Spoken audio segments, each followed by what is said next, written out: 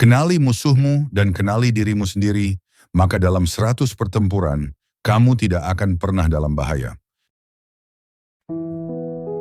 Pernahkah kamu merasa terkuras setelah bertemu dengan seseorang yang kamu sebut teman? Setelah menghabiskan waktu bersama mereka, energimu seolah tersedot habis, semangatmu memudar, dan pikiranmu dipenuhi keraguan tentang diri sendiri. Inilah paradoks paling menyakitkan. Kadang musuh terbesar kita bukanlah orang asing yang berdiri di hadapan kita, melainkan teman yang duduk di samping kita sambil tersenyum. Sun Tzu mengajarkan bahwa dalam peperangan, mengenali siapa kawan dan siapa lawan adalah fondasi kemenangan. Hari ini, kita akan membuka 5 seni untuk mengenali dan melepaskan pertemanan yang merugikan dengan bijaksana, tanpa drama, namun tetap melindungi dirimu. Terima kasih untuk kalian yang sudah menjadi bagian dari komunitas ini dengan subscribe. Bagi yang belum, silakan bergabung ya. Semoga setiap konten yang hadir di sini tak hanya bermanfaat, tetapi juga bisa menjadi ladang kebaikan dan ibadah untuk kita semua.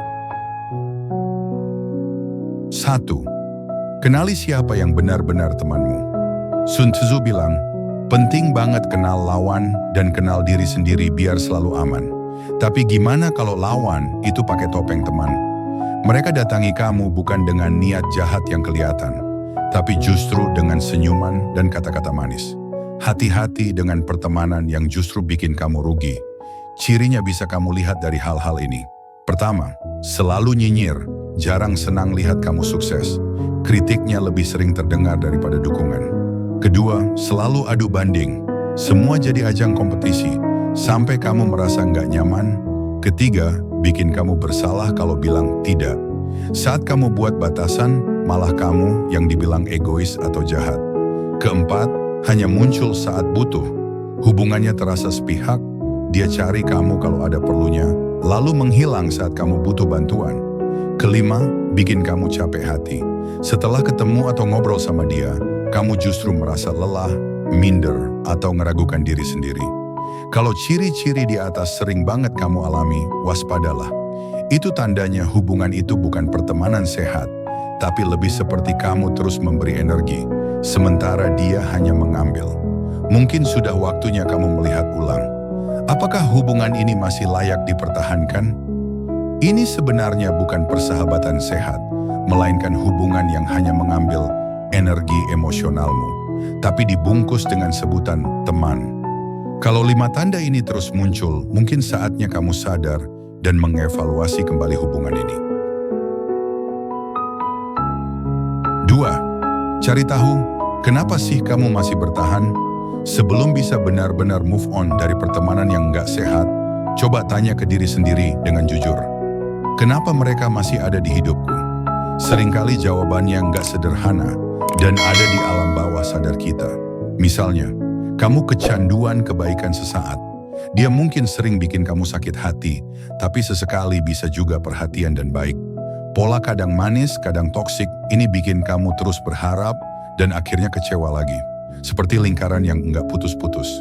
Takut sendirian. Perasaan lebih baik punya teman meskipun enggak sehat daripada enggak punya teman sama sekali, sering bikin kita bertahan di hubungan yang sebenarnya sudah enggak nyaman. Terlalu banyak modal yang sudah dikeluarkan. Kamu udah investasi banyak waktu, tenaga, dan perasaan. Melepaskannya terasa seperti mengakui semua usaha itu sia-sia. Ini namanya sunk cost fallacy. Salah mengartikan arti setia. Kamu mengira jadi teman yang baik artinya harus bertahan dan setia, meskipun diperlakukan dengan buruk. Padahal kesetiaan juga harusnya kamu berikan ke diri sendiri. Coba renungkan pertanyaan ini. Apa sih yang aku dapat dari pertemanan ini yang nggak bisa aku ciptakan untuk diriku sendiri?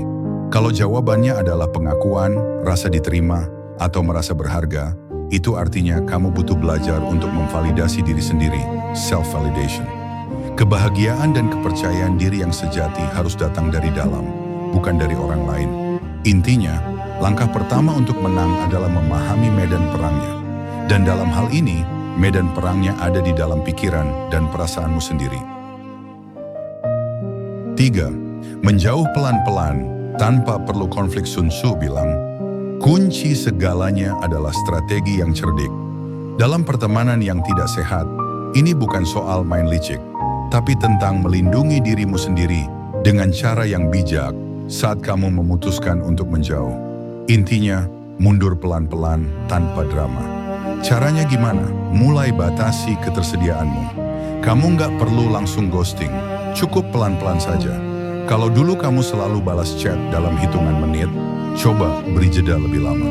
Kalau biasanya kamu selalu bilang iya untuk setiap ajakan, coba mulai latih berkata, "Maaf, aku sibuk nih, lain kali aja ya," tanpa perlu memberikan alasan yang panjang. Jaga jarak percakapan, jangan lagi berbagi hal-hal pribadi atau cerita yang bisa jadi senjata untuk menyakitimu.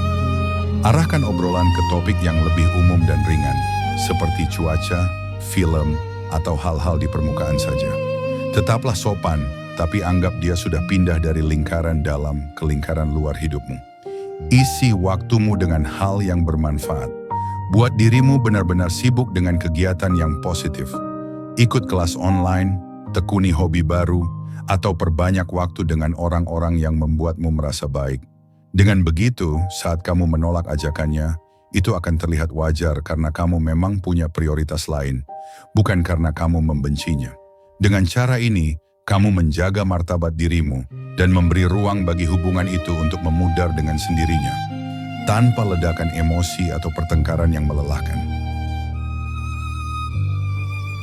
4. Pasang batas yang jelas dan tegas. Sun Tzu mengingatkan, panglima yang ulung tidak akan terkalahkan, karena ia tidak pernah menempatkan dirinya pada posisi yang bisa dikalahkan. Dalam pertemanan, artinya kamu harus punya batas yang kuat agar kebaikan hatimu tidak terus dimanfaatkan. Bayangkan batas itu bukan sebagai tembok yang menutup semua orang, tapi seperti gerbang yang kamu kendalikan. Kamu yang memutuskan siapa yang boleh masuk, seberapa dalam, dan kapan waktunya. Bagaimana cara membangunnya? Batas waktu. Kamu tidak harus selalu on call. Tidak apa-apa untuk bilang, "Maaf, aku lagi butuh waktu untuk diriku sendiri sekarang," tanpa merasa perlu menjelaskan panjang lebar. Waktumu berharga, batas emosional. Kamu tidak bertanggung jawab atas perasaan orang lain ketika kamu menjaga dirimu sendiri. Jika seseorang marah atau kecewa karena kamu menolak hal yang tidak nyaman, itu adalah tanggung jawab mereka, bukan milikmu. Batas topik. Ada hal-hal yang terlalu pribadi untuk dibagi dengan sembarang orang, terutama dengan mereka yang pernah menggunakan rahasiamu untuk menyakitimu. Kamu boleh kok berkata, "Aku tidak nyaman bahas itu. Mari bicarakan hal lain saja." Ingat, menetapkan batas mungkin akan mengecewakan beberapa orang. Tapi jika kamu tidak menetapkannya, satu orang yang akan terus-menerus kecewa dan terluka adalah dirimu sendiri. Dengan batas yang jelas, kamu melindungi energi dan ketenangan pikiranmu. Kamu berhak memilih hubungan seperti apa yang ingin kamu jaga. 5. Penuhi dengan pertemanan yang memberi energi. Sun Tzu pernah bilang, bertahan saja nggak cukup. Untuk benar-benar menang dalam hidup sosial, kamu harus aktif membangun hal-hal baru yang positif. Setelah kamu berhasil menjauh dari pertemanan yang toksik, akan ada ruang kosong di hidupmu. Jangan biarkan ruang itu kosong terlalu lama, atau hal-hal lama yang negatif bisa kembali masuk. Isilah dengan sesuatu yang lebih baik. Carilah orang-orang yang membuatmu berkembang, bukan menyusut. Teman sejati bukan yang selalu bilang iya untuk semua yang kamu lakukan, tapi yang bisa memberikan perspektif baru sambil tetap menghargai dan mendukungmu. Gimana cara menemukan pertemanan yang baik? Cari komunitas yang sevisi. Ikuti grup atau kegiatan yang sesuai dengan minat dan nilai-nilai yang kamu pegang. Di sana, kemungkinan besar kamu akan menemukan orang-orang yang berpikiran sama. Perhatikan perasaanmu sendiri. Setelah ngobrol atau menghabiskan waktu dengan seseorang, kamu merasa semangat dan terisi, atau justru capek dan terkuras? Percayalah pada naluri perasaanmu itu. Jangan dipaksakan. Pertemanan yang dalam butuh waktu untuk tumbuh. Nikmati proses saling mengenal, nggak perlu buru-buru. Jadilah teman yang kamu inginkan. Kalau kamu ingin punya teman yang baik hati dan suportif, mulailah dengan menjadi orang seperti itu untuk orang lain. Kebaikan itu menular. Investasikan waktumu untuk membangun persahabatan yang saling menghormati dan tulus. Ini adalah aliansi yang akan benar-benar mendukungmu saat susah dan ikut senang saat kamu berhasil. Mereka akan menjadi jaringan penguatmu yang baru. Melepaskan pertemanan yang merugikan itu seperti membersihkan kebun dari tanaman liar. Setelahnya, kamu punya tanah yang subur. Jangan dibiarkan kosong. Tanamlah benih-benih persahabatan baru yang sehat dan kuat. Ruang di hidupmu itu berharga, isi dengan orang-orang yang layak mendapat tempat di sana. Inti dari semua yang kita bahas. Jadi kita udah bahas 5 prinsip penting terinspirasi dari kebijaksanaan Sun Tzu untuk mengelola pertemanan yang sehat. 1. Kenali tanda-tanda pertemanan yang justru merugikanmu. 2. Pahami alasan mengapa kamu sulit melepaskannya. 3. Lakukan strategi mundur pelan-pelan tanpa drama.